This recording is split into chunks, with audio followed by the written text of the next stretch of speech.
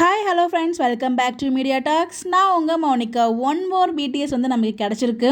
So நம்ம காவிரி வந்து பார்த்திங்கன்னா அந்த ட்ரெஸ் வியர் பண்ணியிருந்தாங்க இல்லையா, ப்ரெக்னன்சியாக இல்லையான்னு செக் பண்ணுவாங்க சொல்லி எங்கள் ஃப்ரெண்டுக்கிட்ட பேசிகிட்டு இருப்பாங்க இல்லையா, அதாவது தாலி அந்த இதை வச்சு ஃபீல் பண்ணிட்டு உட்காந்துருப்பாங்களா, ஸ்டெப்ஸில் உட்காந்துட்டு அந்த ஒரு காஸ்ட்யூமில் தான் அப்டேட் வந்து கிடச்சிருக்கு.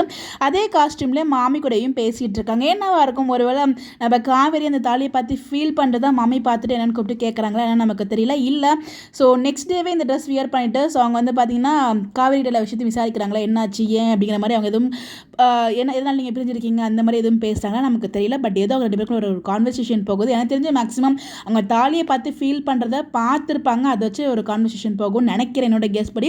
உங்களுக்கு என்ன தோணுது இந்த பிடிஎஸ் பார்க்கும்போது? உங்களோட பேரை மறக்காமல் கமெண்ட்டில் ஷேருங்க. நம்ம என்ன தான் வந்து ப்ரிடிக்ஷன்லாம் பண்ணாலும் நீங்கள் ப்ரிடிக்ட் பண்ணதான் நாங்கள் பண்ண மாட்டோம், நாங்கள் வேறு ரகத்தில் தான் கொண்டு போவோம் அப்படிங்கிற மாதிரி அவங்க ஒரு பக்கம் கொண்டு போவாங்க. பார்ப்போம் என்ன நடக்குது அப்படின்னு சொல்லிட்டு. எம்மனை பொறுத்த வரைக்கும் நம்ம ப்ரிடிக்ஷனுங்கிறது அங்கே சரிப்பட்டே வராது. நான் எப்படி வெயிட் பண்ணி தான் பார்க்கணும் என்னவா இருக்கும், ரெண்டு பேர் பேசிகிட்டு இருக்காங்களே அப்படின்னு சொல்லிட்டு.